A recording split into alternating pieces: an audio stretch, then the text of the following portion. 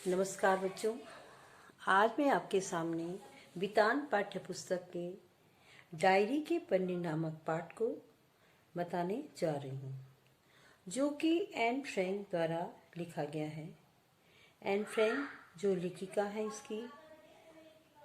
उनकी यह डायरी मूलतः डच भाषा में वर्ष 1947 में the diary of a young girl शीर्षक से अंग्रेजी भाषा में 1952 में प्रकाशित हुई। इस डायरी में लेखिका ने अपने जीवन के द्वितीय विश्व युद्ध के दौरान, जब यहूदियों पर ही सबसे अधिक अत्याचार हुए थे, तो लेखिका ने अपने जीवन में आए संकटों का मार्मिक ढंग से वर्णन किया है। लेखिका एन फ्रैंक अपनी गुड़िया, जिसका नाम किटी है और उसे उपहार स्वरूप मिली थी, उसी को संबोधित करते हुए 8 जुलाई 1942 से अपनी डायरी लिखनी प्रारंभ की उन्होंने, जब युद्ध के दौरान 2 यहूदी परिवार 2 वर्ष तक एक गुप्त स्थान पर छिपे रहे। एक तो लेखिका का परिवार और दूसरा वान दंपति और उनका 16 साल का लड़का पीटर। लेखिका ने अपनी पहले डायरियों में जो लिखा, जब वो डायरी लिखना शुरू की थी तो 8 से 10 जुलाई 1942 में उन्होंने वह बताया कि किस तरह से वह अपने पापा के दफ्तर में छिपे थे। 9 तारीख को दफ्तर की बिल्डिंग के बारे में लिखा है और 10 तारीख को लेखिका ने दिन भर अपने पिता के साथ मिलकर दफ्तर के कमरे की सफाई की और सामान व्यवस्थित किया। 28 नवंबर और 19 मार्च को लेखिका लिखती हैं कि उन्होंने वह समय किस प्रकार डर डर कर बिताया है। मिस्टर डसेल को वह एक चुगलखोर व्यक्ति मानती हैं, क्योंकि वह एन की सभी बातें उसकी मम्मी को बता देते हैं और बाद में मम्मी भी उसे उपदेश के रूप में उन्हें सुनाती हैं। एन अपनी गलतियों के बारे में भी लिखती हैं और उन पर वह या तो हंस देती हैं या फिर रो देती हैं। वह चाहती है कि अपनी सभी गलतियां वह धीरे धीरे ठीक कर ले। 19 मार्च को एन फ्रैंक ने लिखा कि 1000 गिल्डर के नोट को अवैध मुद्रा घोषित किए जाने से कालाबाजारी करने वालों को बड़ा झटका लगा। 23 जनवरी को एन फ्रैंक ने लिखा कि उसे राजसी परिवारों की वंशावली में अच्छी रुचि हो गई है। वह रविवार को फिल्मी कलाकारों की तस्वीरें अलग करने व देखने में समय व्यतीत करती है। 28 जनवरी को आगे एन लिखती है, बुधवार 28 जनवरी 1944 को वह किटी को संबोधित करते हुए लिखती हैं कि मैं सुबह सोच रही थी कि क्या तुमने अपने आप को कभी गाय समझा है, जिसे हर दिन मेरी बासी खबरें बार बार चबानी पड़ती हैं और इतनी अधिक जुगाली कि तुम्हें उबासी आ जाए, तो मन ही मन कामना करो कि एक कुछ नए समाचार दे। वह किटी को कहती है कि मैं रोज ही तुम्हें पुराने समाचार, बासी खबरें देती हूँ, मान लो कि जैसे किसी गाय के आगे बासी चीजें रख दी जाती हैं जिनको वह चबाती रहती है और उसको मजबूरन वो चबानी पड़ती हैं। तो वो कहती है तुम ऐसी कुछ कामना करो कि मेरे पास कुछ नए समाचार आए। लेकिन वो आगे कहते हैं कि सॉरी, तुम्हें ये नाली के सड़ते पानी की तरह नीरस लगता होगा। कहती है कि मेरी बातें तुम्हें सड़ते पानी की तरह, उसमें कोई रस नहीं दिखाई दे रहा होगा, नीरस सी लगती होंगी, लेकिन मेरी हालत की तुम कल्पना करो, जिसे रोज रोज यही सुनना पड़ता है। हम लोग, तुम केवल सुन रही हो और हम उसको जी रहे हैं। वो कहती है कि अगर खाने के वक्त बातचीत, राजनीति या अच्छे खाने के बारे में नहीं हो रही होती तो मम्मी या मिसेस वानदान अपने बचपन की उन कहानियों को लेकर बैठ जाती हैं जो हम 1000 बार सुन चुके हैं, या फिर डसे शुरू हो जाते हैं। खूबसूरत रेस के घोड़े, उनकी चार्लोट का महंगा वार्डरोब, लीक करती नावें, 4 बरस की उम्र में तैर सकने वाले बच्चे, दर्द करती मांसपेशियां और डरे हुए मरीज, ये सब किस्से वो सुनाते रहते। इन सारी बातों का निचोड़ मतलब सार ये है कि जब भी हम 8 में से कोई भी अपना मुंह खोलता है तो बाकी 7 उसके लिए कहानी पूरी कर सकते हैं, क्योंकि बार बार उसी को दोहराना, वही बातें करना। तो वो कहती है जैसे कि सभी को वह सब कुछ याद हो गया है। किसी भी लतीफे को सुनने से पहले ही हमें उसकी पंच लाइन पता होती है। नतीजा यह होता है कि लतीफा सुनाने वाले को अकेले हंसना पड़ता है, क्योंकि सभी उसको पहले समझ चुके होते हैं। अलग अलग वाले, राशन वाले, कसाई जो घरों की इन 2 भूतपूर्व मालकिनों के संपर्क में आए, इतनी बार उनके चरित्र चित्रण हो चुके हैं कि हमारी कल्पना शक्ति में उनमें जोड़ने के लिए कुछ भी नहीं बचा। एनेक्सी की यह हालत है, यहाँ नया या ताजा सुनने सुनाने को कुछ भी नहीं बचा है। देखिएगा, कहती हैं कि वही बातें बार बार करने से हमारे पास कुछ नई बातें करने के लिए है ही नहीं कि हम अपनी कल्पना शक्ति के द्वारा उसमें कुछ नई बातें जोड़ सके। फिर भी वह कहती हैं, इन सारी चीजों में ताजा सुनने सुनाने को कुछ भी नहीं बचा है। लोगों को नमक मिर्च लगाकर वह सब कुछ दोहराने की आदत न होती जो मिस्टर क्लीमेन जॉन में पहले ही बता चुके होते हैं। वह कहती कई बार वह मेज के नीचे छिप जाती थी और खुद को चिकोटी काट काट कर कि मुझे किसी को बीच में रोकना नहीं है, टोकना नहीं है। तो इस बात के लिए वह मेज के नीचे छिप करके अपने को रोके रहती थी कि कहीं वह इस बात के लिए किसी को टोक न दे।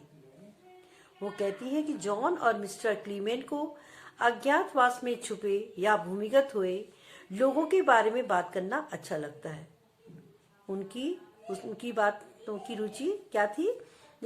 जो अज्ञातवास में छुपे लोग थे उनके बारे में बातें करना। वे जानते हैं कि हम अपने जैसी हालत में जी रहे लोगों की बातें जानने के इच्छुक हैं। हमें उन सब की तकलीफों से हमदर्दी है जो गिरफ्तार हो गए हैं, और उन लोगों की खुशी में हमारी खुशी है जो कैद से आजाद कर दिए गए हैं, क्योंकि ये लोग भी उन सभी बातों से गुजर रहे हैं। उनको जो कैद थे उनकी खुशी का भी एहसास है, और जो तकलीफें गिरफ्तार लोगों को हो रही है उस तकलीफ का भी उनको मालूम है कि वो किस तरह से, कैसी तकलीफों से वो लोग गुजर रहे होंगे। इसलिए उन लोगों के प्रति उनके मन में हमदर्दी है। भूमिगत होना और अज्ञातवास में चले जाना तो अब आम बात हो गई है। हाँ, यह कई प्रतिरोधी दल भी हैं, जैसे फ्री नीदरलैंड्स, जो नकली पहचान पत्र बनाते हैं और अज्ञातवास में छुपे लोगों को वित्तीय सहायता देते हैं। युवा ईसाइयों के लिए काम तलाशते हैं। कितनी हैरानी की बात है कि ये लोग अपनी जान जोखिम में डालकर दूसरों की मदद के लिए कितना काम कर रहे हैं। इसका सबसे बढ़िया उदाहरण हमारी मदद करने वालों का है, जो हमारी आज तक मदद करते आए हैं, और उम्मीद तो यही है कि वे हमें सुरक्षित किनारे तक ले जाएंगे। इसका कारण यह है कि अगर वे ऐसा नहीं करते तो उनकी किस्मत भी हमारी जैसी हो जाएगी। उन्होंने कभी नहीं कहा कि हम उनके लिए मुसीबत हैं। वे रोजाना ऊपर आते हैं, पुरुषों से कारोबार और राजनीति की बात करते हैं, महिलाओं से खाने और युद्ध के समय की मुश्किलों की बात करते हैं, बच्चों से किताबों और अखबारों की बात करते हैं। वे हमेशा खुशदिल दिखने की कोशिश करते हैं, जन्मदिनों और दूसरे मौकों पर फूल और उपहार लाते हैं, हमेशा हर संभव मदद करते हैं। हमें ये बात कभी भी नहीं भूलनी चाहिए। लेखिका उन लोगों की भी तारीफ कर रही है, सराहना कर रही है कि जो लोग ऐसी विपत्ति के समय उनकी सहायता कर रहे हैं। ऐसे में जब दूसरे लोग जर्मनों के खिलाफ युद्ध में बहादुरी दिखा रहे हैं, हमारे मददगार रोजाना अपने बेहतरीन भावनाओं और प्यार से हमारा दिल जीत रहे हैं। उनकी जो भावनाएं हैं, उनका जो प्यार है, वह उन लोगों के लिए जो है उनके दिल जीतने के लिए बहुत ज्यादा है, क्योंकि वे रोजाना उन सब लोगों की प्रत्येक सदस्य की तकलीफों को जानने का प्रयास करते हैं। अजीब अजीब कहानियां चल रही हैं, उनमें काफी सच भी है। अभी मिस्टर क्लीमेन गेल्डरलैंड में भूमिगत हो चुके आदमियों और पुलिस वालों के बीच हुए फुटबॉल मैच का जिक्र कर रहे थे। हिल्वर्सम में नए राशन कार्ड जारी किए गए। ऐसे लोगों को जो अज्ञातवास में रह रहे हैं, राशन खरीदने की सुविधा हो सके। अगर राशन कार्ड न हो तो एक कार्ड के लिए 60 गिल्डर देने पड़ते हैं। जिले में अज्ञातवास में रह रहे सभी लोगों से रजिस्ट्रार ने आग्रह किया कि वे फला दिन एक अलग मेज पर आकर अपने कार्ड ले जाएं। इन सब के साथ ये भी ख्याल रखना पड़ता है कि इस तरह की चालाकियों की जर्मनी को हवा भी न लगे। वो कहती है कि सब काम हो रहा है, लेकिन ये काम चोरी छिपे होता है, और अगर इसकी खबर वहां तक लग गई तो फिर सभी के लिए मुसीबत हो जाएगी कि इन चालाकियों का जर्मनी को हवा भी नहीं लगनी चाहिए। बुधवार 29 मार्च 1944 को लेखिका लिखती हैं, मेरी प्यारी किटी, कैबिनेट मंत्री मिस्टर बोल्के स्टीन ने लंदन से डच प्रसारण में कहा कि युद्ध के बाद युद्ध का वर्णन करने वाली डायरियों और पत्रों का संग्रह किया जाएगा। लंदन से क्या प्रसारण हुआ कि युद्ध के बाद युद्ध में जो युद्ध का वर्णन जो कर रही डायरियां हैं और जो पत्र हैं, उनको इकट्ठा कर लिया जाएगा। और फिर हर कोई मेरी डायरी पर झपट पड़ा। सोचो ये कितना दिलचस्प होगा जब मैं इस गुप्त एनेक्सी के बारे में छपवाऊंगी। उसका शीर्षक ही ऐसा होगा कि लोग इसे एक जासूसी कहानी समझेंगे।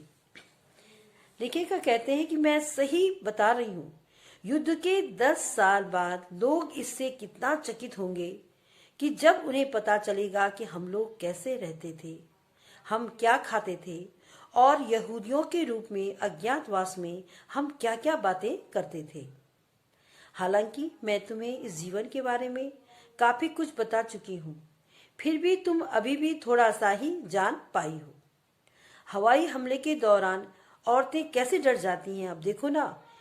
पिछले रविवार जब 350 ब्रिटिश वायुयानों ने इमचुमी डेन पर 550 टन गोला बारूद बरसाया तो हमारे घर ऐसे कांप रहे थे जैसे हवा में घास की पत्तियां। कितना दर्दनाक और कितना जो ये डराने वाला जो उनका जो दृश्य रहा होगा, वो उनको कितना डरावना लग रहा होगा जब क्या है ऊपर से ब्रिटिश वायुयान 550 टन गोला बारूद बरसा रहे होंगे। वो कहते हैं कि इन घरों में कैसी महामारियां फैली हुई हैं। तुम्हें इन सब की कुछ खबर नहीं है। सब कुछ तुम्हें बताने में पूरा दिन लग जाएगा। लोगों को सब्जियों और सभी प्रकार के सामानों के लिए लाइनों में खड़े होना पड़ता है। डॉक्टर अपने मरीजों को नहीं देख पाते क्योंकि उन्होंने पीठ मोड़ी नहीं कि उनकी कारें और मोटरसाइकिलें चुरा ली जाती हैं। चोरी चकारी इतनी बढ़ गई है कि डच लोगों में अंगूठी पहनने का रिवाज तक नहीं रह गया है। छोटे छोटे बच्चे 8-8, 10-10 बरस के होंगे, लेकिन लोगों के घरों की खिड़कियां तोड़कर घुस जाते हैं और जो भी हाथ लगा उठा ले जाते हैं। चोरियों की इतनी भरमार हो गई वहां। लोग 5 मिनट के लिए भी अपना घर छोड़ने की हिम्मत नहीं कर सकते हैं, क्योंकि लौटने पर उन्हें घर में झाड़ू फिरी मिलेगी। कोई न कोई आके उनका सामान चुरा ले जाएगा। चोरी गए टाइपराइटरों, ईरानी कालीनों, बिजली से चलने वाली घड़ियों, कपड़ों आदि को लौटाने के लिए अखबारों में इनाम के विज्ञापन आए दिन पढ़ने को मिलते हैं। गली गली नुक्कड़ों पर लगी बिजली से चलने वाली घड़ियां लोग उतार ले गए और सार्वजनिक टेलीफोनों का पुर्जा पुर्जा गायब हो चुका है। डचों की नैतिकता अच्छी नहीं है। सब भूखे हैं।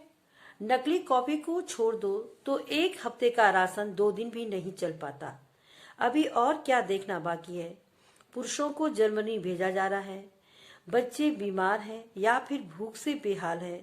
सब लोग फटे पुराने कपड़े और घिसे पीटे जूते पहनकर काम चला रहे हैं। ब्लैक मार्केट में जूते का नया तला 7.50 गिल्टर का मिलता है। इसके अलावा बहुत कम मोची मरम्मत का काम कर रहे हैं। यदि वे करते भी हैं तो 4 महीने इंतजार करना पड़ेगा और इसी बीच जूता गायब हो चुका होगा, जूता ही नहीं मिलेगा।